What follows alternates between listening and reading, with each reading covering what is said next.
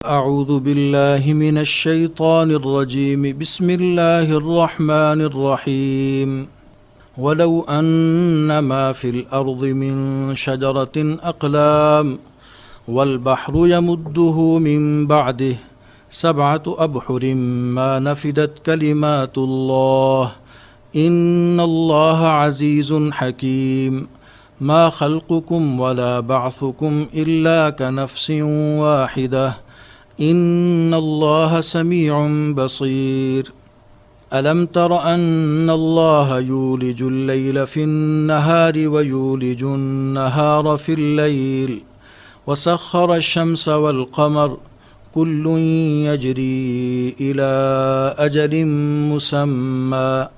وأن الله بما تعملون خبير ذلك بأن الله هو الحق وأن ما يدعون من دونه الباطل وأن الله هو العلي الكبير صدق اللہ العظیم۔ ان آیات مبارکہ کا ترجمہ: اور زمین میں جتنے درخت ہیں اگر وہ قلم بن جائیں، اور یہ جو سمندر ہے اس کے علاوہ 7 سمندر اس کے ساتھ اور مل جائیں، اور وہ روشنائی بن کر اللہ کی صفات لکھیں، تب بھی اللہ کی باتیں ختم نہیں ہوں گی۔ حقیقت یہ ہے کہ اللہ اقتدار کا بھی مالک ہے، حکمت کا بھی مالک ہے۔ تم سب کو پیدا کرنا اور دوبارہ زندہ کرنا اللہ کے لیے ایسا ہی ہے جیسے ایک انسان کو پیدا کرنا اور دوبارہ زندہ کرنا۔ یقیناً اللہ ہر بات سنتا، ہر چیز دیکھتا ہے۔ کیا تم نے نہیں دیکھا کہ اللہ رات کو دن میں داخل کر دیتا ہے اور دن کو رات میں داخل کر دیتا ہے، اور اس نے سورج اور چاند کو کام میں لگا رکھا ہے کہ ہر ایک کسی متعین میعاد تک رواں دواں ہے۔ اور کیا تمہیں یہ معلوم نہیں کہ اللہ پوری طرح باخبر ہے کہ تم کیا کرتے ہو؟ یہ سب کچھ اس لیے ہے کہ اللہ ہی کا وجود سچا ہے،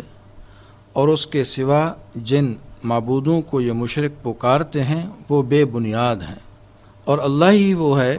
جس کی شان بہت اونچی ہے، جس کی ذات بہت بڑی ہے۔ سامعین کرام، ابھی ہم نے سورہ لقمان کی آیت نمبر 27 تا 30 کی تلاوت سنی اور ان آیات مبارکہ کا ترجمہ سنا۔ دراصل یہ آیات مبارکہ ایک خاص واقعے کے موقع پر نازل ہوئی تھیں کہ بعض روایات میں آیا ہے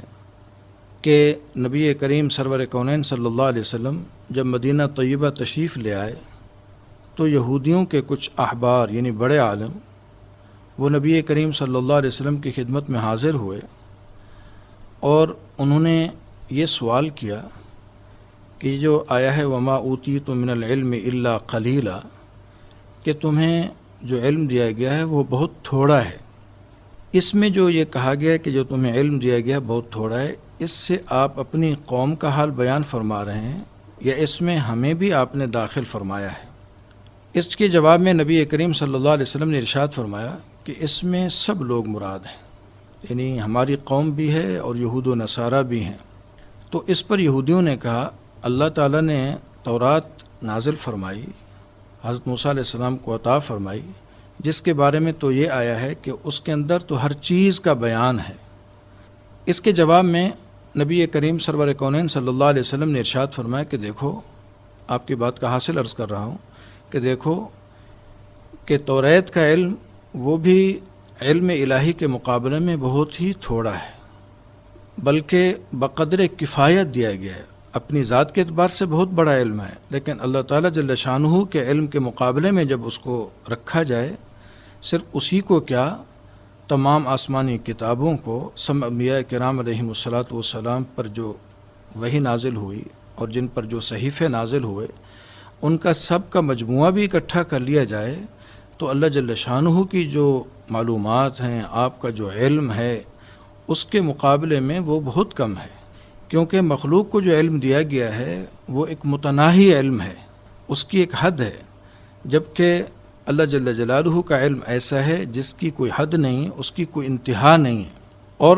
اس آیت میں جو ابتدائی پڑھی گئی اس کے اندر اسی بات کو واضح کیا گیا کہ اللہ تعالیٰ جل شانہ کی باتیں، ان کی معلومات وہ اتنی زیادہ ہیں کہ یہ سمندر روشنائی بن جائے اور درخت قلمیں بن جائیں اور اللہ تعالیٰ جل شانہ کی معلومات کو، اس کے تصرفات کو لکھنا شروع کر دیں تو یہ سمندر ختم ہو جائے گا اور اللہ تعالیٰ جل شانہ کی معلومات ختم نہیں ہوں گی۔ یہی ایک سمندر کیا، اس جیسے 7 سمندر اور اس کے اندر شامل کر دیے جائیں، پھر بھی اللہ تعالیٰ جل شانہ کے کلمات کو لکھا جائے، تب بھی اللہ جل جلالہ کے کلمات پورے نہیں لکھے جا سکیں گے۔ اللہ تعالیٰ کی نعمتیں ہی اتنی ہیں کہ ان کا شمار نہیں، اور اللہ تعالیٰ جل شانہ کا علم اتنا وسیع ہے،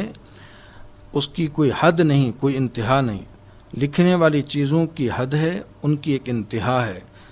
7 سمندر ہی کیوں نہ ہوں، ایک دن وہ ختم ہو سکتے ہیں، اور اللہ جل جلالہ کا علم اتنا ہے کہ وہ کبھی نہ ختم ہونے والا ہے۔ اس کی ذات تو قدرت کے اعتبار سے ایسی ہے کہ تم سب کو پیدا کرنا اور سب کو مار کر پھر دوبارہ زندہ کرنا اس کے ہاں ایسے ہی جیسے ایک جان کو، یعنی اس کی قدرت اتنی بڑی کامل ہے، ایک آدمی ہو چاہے اربوں کھربوں انسان ہوں، ان کو مارنا اور ان کو زندہ کرنا یکساں ہے۔ اللہ تعالیٰ اپنی قدرت دکھاتا ہے کہ رات کو دن بنا دیتا ہے، دن کو رات بنا دیتا ہے، دن کو رات بنا رہے ہیں، پھر جب وقت آئے گا تو پھر دوبارہ اس کا عکس شروع ہو جائے گا۔ جو ذات دن کو رات بنا دیتی ہے، رات کو دن بنا دیتی ہے، وہ ذات اس پر قادر ہے کہ مردوں کو زندہ کر دے اور زندوں کو مار دے۔ اور آخر میں اس حقیقت کو بیان فرمایا کہ دیکھو اللہ جل شانہ کی ذات وہی برحق ہے، وہی معبود حقیقی ہے، اس کے علاوہ جن کی تم پوجا کرتے ہو ان کے خدا ہونے کی کوئی بنیاد نہیں، وہ بے بنیاد ہیں، اور ان کا اللہ جل شانہ سے تقابل کرنا یہ تو بنتا ہی نہیں، کیونکہ اللہ کی ذات سب سے اونچی ذات اور سب سے بڑی ذات ہے۔ اللہ تعالیٰ جل شانہ ہمیں اپنی قدر کی توفیق عطا فرمائے۔ وآخر دعوانا ان الحمد للہ رب العالمین۔